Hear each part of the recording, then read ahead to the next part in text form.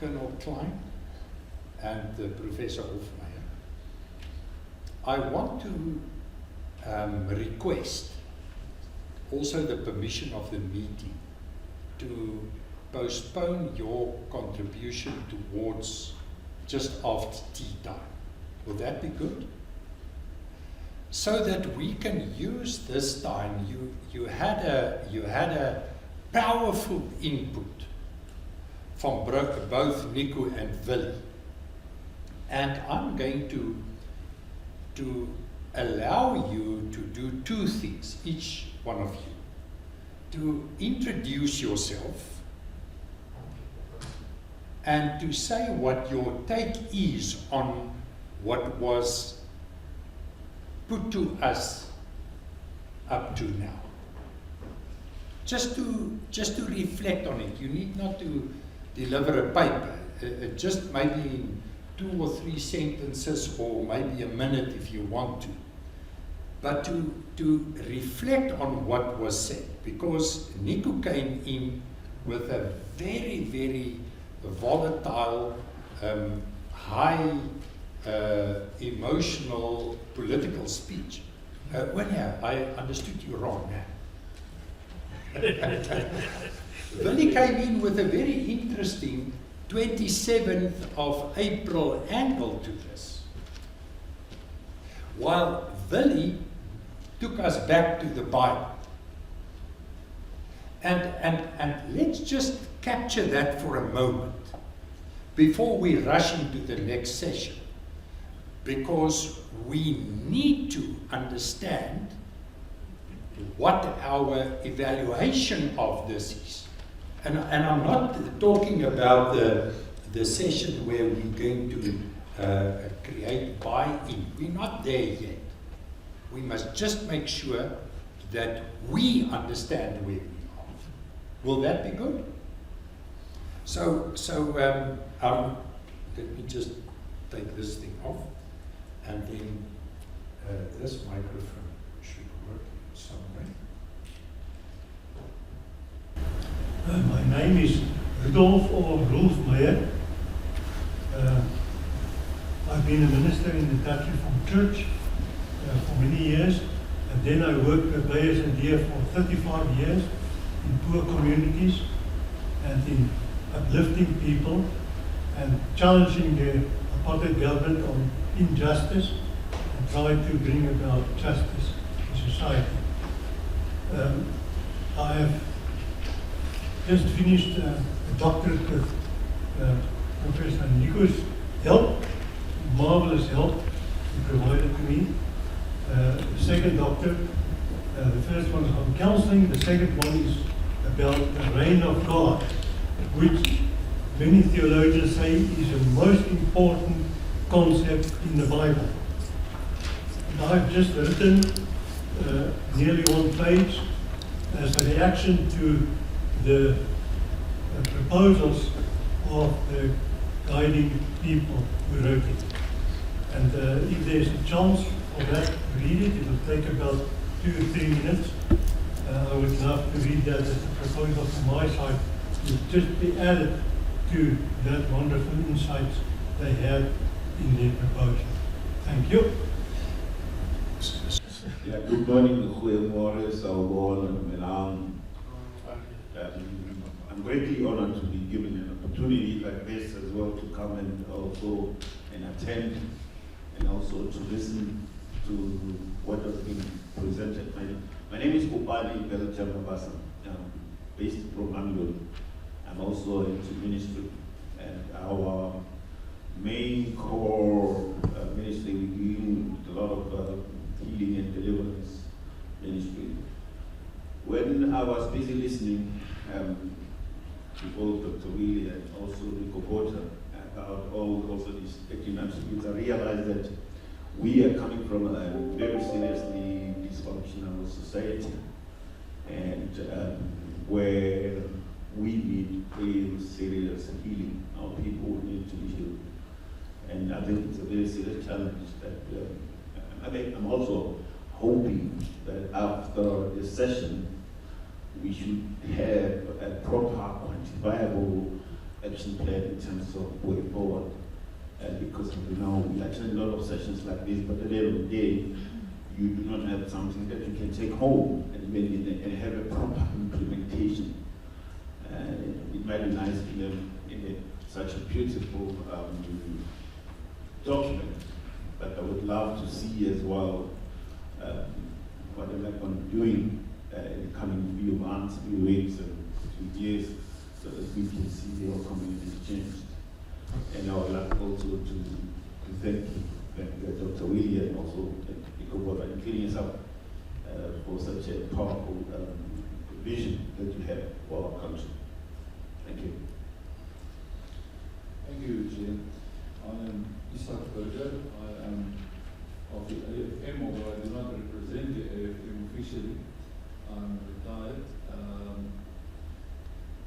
I'm a little bit hesitant at this stage to say too much, except perhaps for the following remarks. At this stage, it is not exactly clear to me where we're moving to or where we are heading. There are a few things that I fully agree with, and that is, in the first place, that it is absolutely essential that the church in its widest format and revelation should, at a time such as this, come together, stand together, act together. What role this meeting or this institute can or intend to play will be a determining factor for me in terms of involvement, because I'm also involved with a couple of other church movements, gatherings that have the same intention of influencing and changing the present unbearable situation in South Africa. The fact is that most of these represent a certain part of the church world. I mean, our church situation in South Africa is so diverse. I was just thinking the other day, if we realize that today the largest church grouping in South Africa is the African independent churches, especially the ZCC groups, and if just they would have stood up for what is righteous and what is right, I mean, the government will certainly take very serious note of that. So I think the challenge for me is what role can we play, because we are not the only role player. We have a distinctive and distinguished intention or focus area. How can it, do we want to walk the road alone? Do we want to take hands with other of these groups? I think that is to me the question at this stage. That's why I say I would rather for a while just listen and see what. I mean, we can't just have another talk shop. Even though it's good theology or intentions, what we need is action. And I'm concerned, it's wonderful to speak about the church's calling and for love, justice, and forgiveness. But the fact of the matter is, apart from our terrible history, and I don't think there's any way in which we can soften the nasty reality of our apartheid legacy. The fact is, at the moment, the elephant in the room is a government that is totally failing this country. And which I consider one of the main reasons for the poverty and unemployment situation. And if we do not come to a place where we can address this dividing, corruptive, arrogant situation in South Africa, we will have talk shop after talk shop, and we don't get any further. So I really feel we must be very obvious, very open to the reality of the what role can we play, not to just bring or try to promote the basic Christian values of the churches, where we speak most of the Sundays by in many ways these days.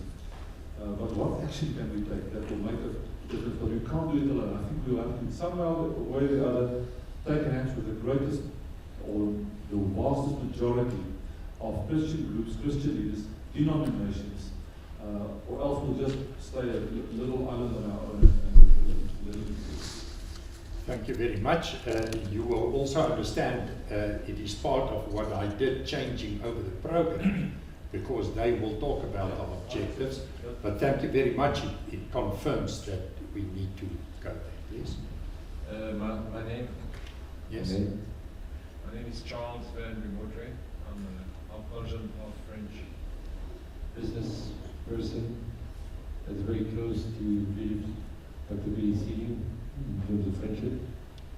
And I met the Lord when I was 45 years old, and He changed my life. And since then I've been involved with Him with praying, with trying to love people, learn to love people. Because I did hear what was said this morning, and I heard what this gentleman just said now in terms of taking actions. And I still believe that the two best actions to take is, the first one is to pray sincerely to God, and the second one is to start loving and to learn to love, because with all the history that we have in this country, very few people have just jumped into the arms of the Lord and just submitted to His ways. So I'm here to listen and to listen to what God's going to tell me to do next with this, and to offer, as usual, my services in terms of organization skills and getting things done. Thank you. Thank you very much. You can just give it to the back there. Good morning, everybody. My name is Jan Skuman. I've been involved with Billy and some others here on what one can call the way for quite some time. As I've been listening, I realized we can maybe equate today to Acts 9, which was Paul's Damascus moment. Now, why would I say that? Paul actually later on, when asked, says, I'm part of the sect called the way. But where did it start? It started in Acts 9. And it starts with God calling Ananias that he has a job for him. And Ananias says, here I am, I'm ready for anything. And then God tells him what he has to do. And then he says, but God, you know that man that you now want me to go to as a permit from the government to kill me and others like me. I'm, of course, paraphrasing. But he does go, and we all know that that is the big change in Paul's life, and we have the benefit of that today. So I'm hoping that we can all be and all leave today with the guts and the bravery, but also filled with the Spirit, to be able to be the Ananias, but also the Paul, who goes from there and preaches in the synagogues. And even after the Damascus moment, some people are still scared of him, and yet they rescue him when he's under threat. The most amazing thing is in verse 11 of that chapter, there's actually a street address given in Scripture. I never realized there's a street address in Scripture. Ananias gets told, go to the street called Straight Street in Damascus. And may we all, Abba Father, end up from today being in Straight Street together, so that we won't deviate from each other, we won't deviate from His will, and we won't be there this time. Thank you very much. Good morning. My name is Pauline Burka. I'm a friend of Billy and also of some people here. I'm invited here. I think I'm here to assist in prayer and in the process, because the power lies in the process.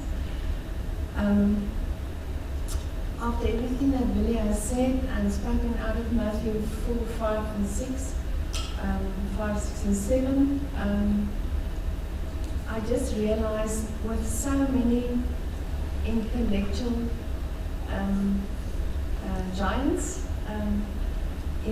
on this path, the greatest thing is still that the Father said that we must be part of the suffering servant, and in suffering lies dying, and that the risen power of our Creator is still available for all of us in every process that is being attempted. So the thing that stands up for me is that the spirit that everything must be done in, and the spirit that must lead the whole process, is the spirit that must be defined. Because we have been misled in a way through what the real spirit is and where the real power comes from. And that is the spirit that Jörg was speaking about, that was actually used after our Savior. In John, it says, he went to the Father, and then the Spirit was sent back. And it was the Spirit of the Father himself, and the Spirit of our Savior himself. And that is the true Spirit. And sometimes I think the lack of what's supposed to happen between children of the same God is the confusion in what is the spirit that must be in me. And that's the one that leads us to die, so that his power can rise and do what needs to be done. So with all the sadness and all the terrible things that's happening, that is actually being prophesied about, and that we are actually in a place where our way of handling what is imminent to happen, as we closing the end of this time on earth, that is when how much we are prepared to die, and how much the true Spirit of God will work on this earth in His children. Thank you very much. Thank you. I'm Martha Pelo. I'm an ex-combatant. I'm based in Mamelodi, and the Father found me whilst on this journey. So now, what my input regarding this session is that Nico and Billy, they have said much. And then what I can say for now is that I believe that the action which needs to be taken now, we need to redefine the character and the role of the church regarding this struggling South Africa. What is the character and the role of the church and the body of Messiah? And then another thing is that the church, it's now time to propagate the message of righteousness, to propagate it in every inch and every square, the message of righteousness. And then the other thing that there is something that Nico said which really touched me. Quite a number of things, but I will touch just only two things. He spoke about the prophetic role of the church to be understood correctly. So now, as the church or as the spiritual leaders, we need to come to a point that who advises the king? Is it the prophet or is it the pastor? And then the other thing that we need to, that he alluded, is that he said that we need to call the church to account. So now for the church to account, I believe in the present situation which we are faced with in the country, there is a greater body. I think it's the SACC, the Hilton is in the SAC and let is here. Now, how do we access the SACC as the highest body, let me say as the highest body in the country regarding everything that is happening in the country? How do we, let me say redefine, again use this word, redefine the character of the SACC in this present situation? How do we correct things through them? And are we going to correct them in a political way or in a spiritual way with the spiritual leaders, all inclusive?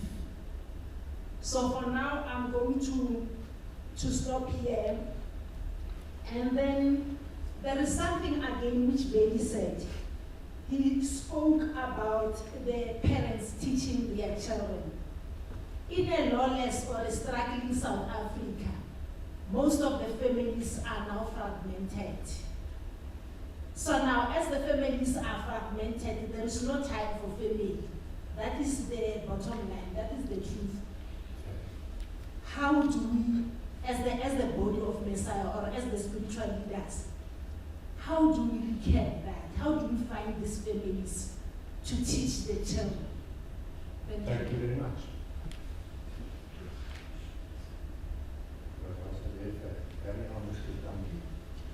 He said that she took half of your time, so just... That's fine. My name is Eric Carlos. I'm in ministry, and the only thing that I want to do now is to listen and to hear about the objectives, and thereafter one can get flesh to the bone. Thank you. At the back there, just behind you.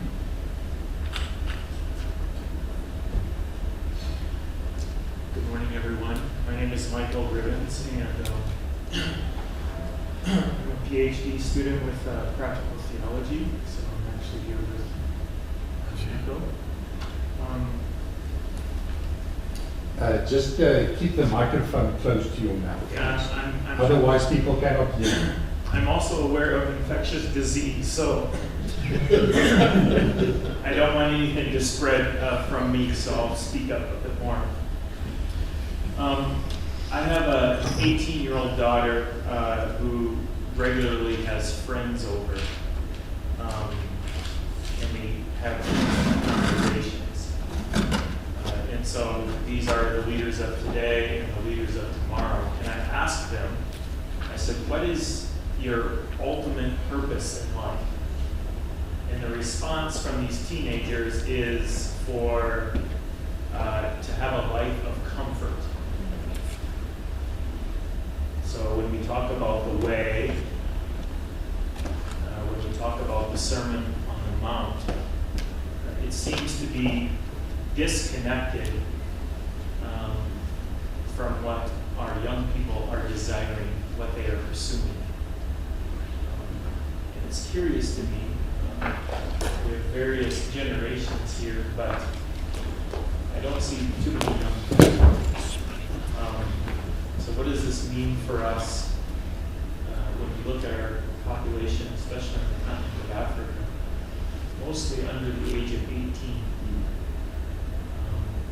I think somehow that has to be included in our objectives. Thank you. Good morning, everybody. I'm down in the place. I'm actually leading by Prof. Nico. But it's an interesting topic, and I'm listening to the comments, and I believe there's still a lot to be done. There's a lot of gaps, considering the prevalent circumstances in the country, and the way we as a spiritual community is involved in plotting the way forward. So I believe there's a lot of challenges, but there's also a lot of room for improvement. So that we can play constructive roles in positive change. Thank you. Thank you very much. Good morning. My name is Nico. I'm a alumni in English here. And I don't know why I'm here, but I'm here. I know Nico. We share the same name. But I really want to know, I'm here to learn. But I also hear what Isak said. I really want to be part of something that really makes a difference. And so thanks for being that I can be. Thank you very much.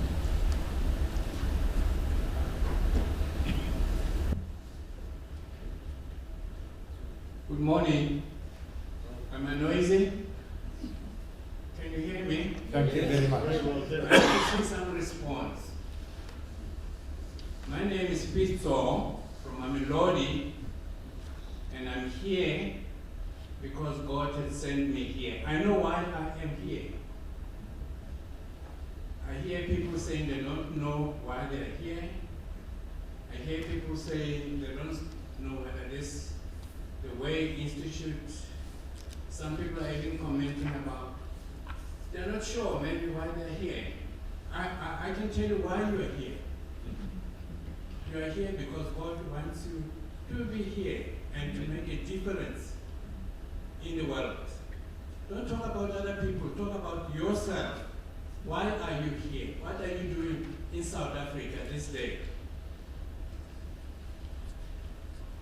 Spiritually, economically, any otherwise, politically, you are here for a specific purpose.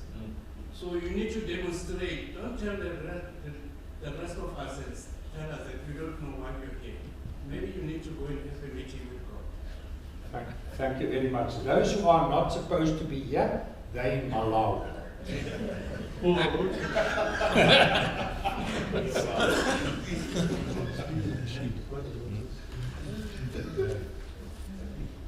I just say, I think we must just be, we must have the freedom to be honest. Thank you very much. You have that freedom. Good morning. My name is Pastor Benson Manyan from Social Urban. I'm invited here to come and listen so that I can learn. And I'm doing missionary work here in South Africa, in other countries in Africa. Thank you, Pastor. You know, universities are known as fountains of knowledge where students get together to drink. So let's decide that that will not be the definition that we have today. Yes? My name is Emmanuel. I was invited. Just keep it closer to your mouth, yes. I was invited by one of my friends, and then I was given and then we kept. I was Christian, and then I subscribed to the way of the Lord Jesus Christ. And then my challenge is young person in this country is that the young people in the country are most confused society. Like in the way back, it was like Christianity, let me just put in particular with the communities. As it seems as like Christianity was associated with poverty. When people make their exposed to flourishness, like people now are more connected to entertainment news. The challenge is the future society or the future young people. What are we going to be like? Maybe the families. As our mom said, there is a fragmented families now. And the question, the challenging part is as a young person, like maybe even like trying to follow in the churches, like there is a lot of the love of money is more in the imaging. Let me just put it the charismatic churches. I don't know whether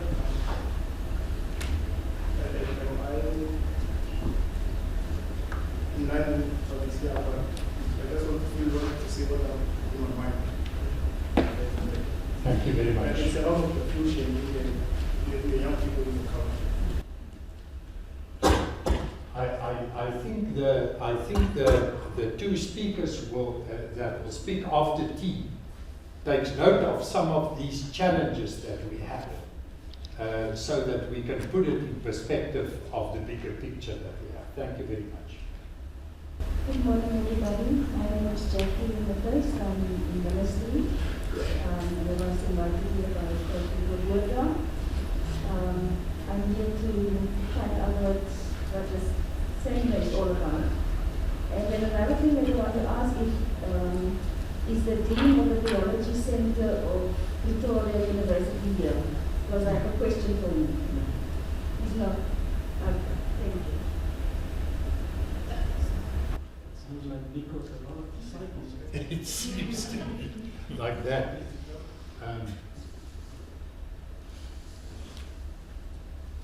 Those on the left, but it's not the biblical left, okay?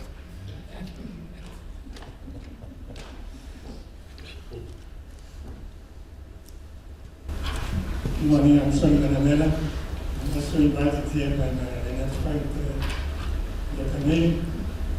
I'm a little bit confused about the South African lately. It looks as if parents love their children. They don't care about the children. They only dump them to schools.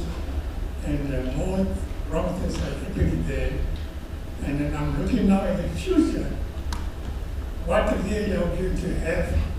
And politically speaking, the politicians also destroy the whole nation. Maybe today with this seminar we'll get away from what can we do.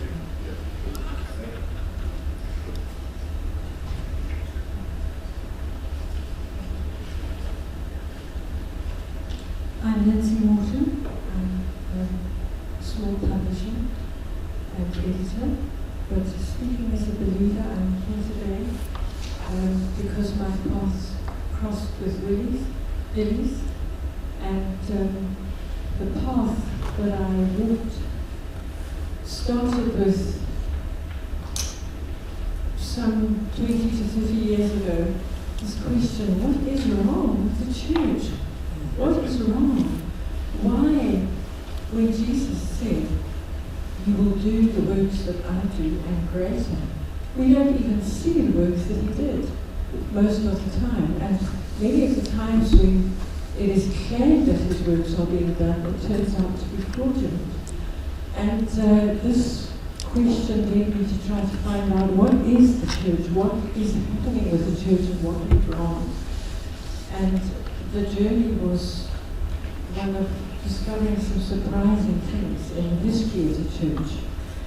But what we come back to is, what did the words of Jesus, Yeshua, mean when he said, what does it mean in the Bible if this God of ours who doesn't change and gave his law on Sinai, why has the church today seemed to have left that behind for some kind of watered down grace? And I think what we come down to is we can't all be prophets, and I think most of you in this room are leaders, and you have a sense of mission and a sense that you have some kind of prophetic ministry, and probably many of you do. But I think the change will come about, as Lily was saying, when we understand that we are called to be perfect as our Father in heaven is perfect. And that means, as living stones, every one of us is going to have to face those choices every day, that we are going to be honest about where we are at, who we are, and learn to hear the voice and obey. And I'm here just to listen and contribute and be part of the big church, which is full of many different denominations and anti-denominations and people who just know that they are believers in Yeshua and followers of his, who can make a difference if we hear the voice and we pray. Thank you very much.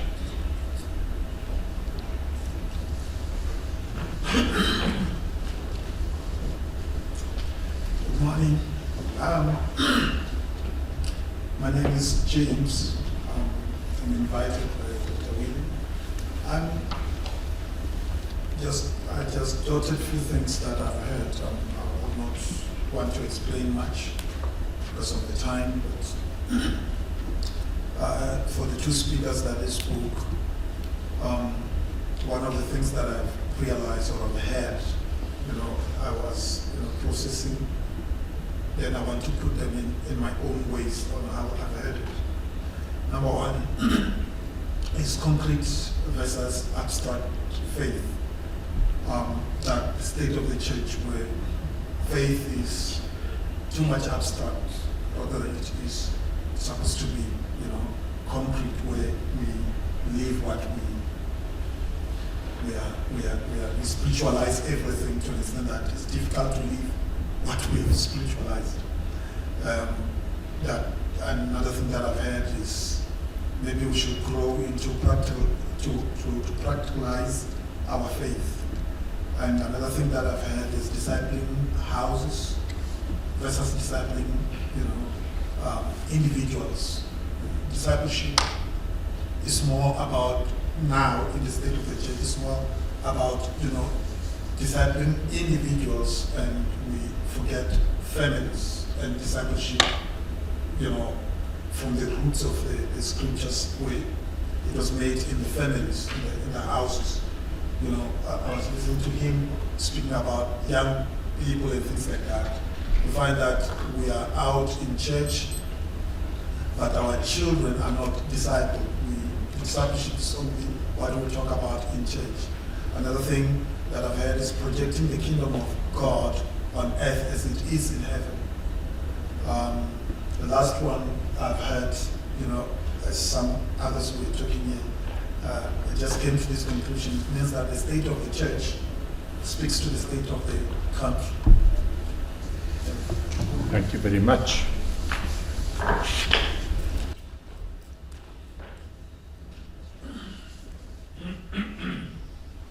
Good morning, everybody. My name is Caleb Smith. I've known Billy now for the last 7 to 8 years, and I've heard these things that he's teaching for now for the last 7 years. And in Afrikaans we call it woorgaal. So it's very intense, it's deep, and I would need you to go through it again and again and again. And just on the conclusion on the last page, it says, so everyone who hears these words of mine and acts on them will be like a sensible man. And then it says further, but everyone who hears these words of mine and does not act on them will be like a stupid man. So I would like to be the sensible guy, not a stupid guy. And that's why I'm here. I want to be today, I want to be sensible, and I want to act on these things. That's it.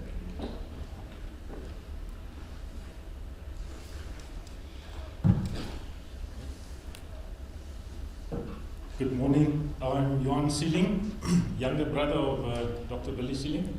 So at least we hope you will support him. No, for sure. Okay. I'm actually a retired electronic engineer. So I look at things, I think, maybe in a more practical manner. And obviously, being an engineer, I have a lot of questions. And I think, I've asked Billy over and over, why do we only really learn of these things at this point in time? I'm 66 years old, and only in the past few years, I've, because of my brother, sort of got to a realization that somewhere we have dismally failed in the past, and why do I only find that out now? So something's wrong somewhere. So as an engineer, I believe that things have to change. And then what are we going to change, and how are we going to take this forward to make it work? I think that's all I'd like to contribute. Thanks. Thank you very much. You said electrical Electronic. Electronic. He's a chemical engineer, and now now. Yes, please. Oh, sorry. Yeah, I think. Thank you very much, Kutsa. I think Nico's paper was interesting because of the whole Rip van Winkle syndrome. Has the church been silent for all these years? And yes. And I think what Willie has mentioned is also very interesting. How does a Christian respond to that syndrome? How does it wake up? So those are two things. But I think the last thing is, and many of us have identified that, is what is the elephant in the room? And until we do not get that right, how do we respond? It reminds me of the Buddhist example of the elephant. You blindfold everybody, you ask them to touch the elephant, and everyone will give their own idea about this elephant, not knowing it's an elephant. And when you take all the descriptions and you put it together, then you realize this is the elephant. So what I'm actually asking is, once we know there's an elephant in the room, how do we go about identifying it and how we respond to it? You don't want to also just add a little bit to your involvement at University of Pretoria? I was scared because the sister up there asked about the No, faculty that's of why. theology. I am at the Faculty of Theology here at the University of Pretoria. I'm in the Department of Religion Studies. Thank you very much. And then we're going to come back and we're going to listen to the professor and the colonel on what are we doing from a creative, structural position, and where do we go from there? Okay? So to some extent we did listen to the theology, and each and every one of you contributed to that by saying, this is where I'm from, these are the challenges. And Pastor, you're so right. The youth today, if we think we don't know what we're doing, what must the youth think? And what are our responsibilities towards that? If we cannot, if Isaac must work to get everybody together, how do we support him? Because if we cannot work together, how can we expect the next generation to believe us if we say reconcile and work towards something bigger for our country? Our challenge is wide. Take half an hour, relax, talk to each other. We'll come back and listen to the last two speakers and then wrap. Is that good? Yeah. Thank you very much. Enjoy the refreshments.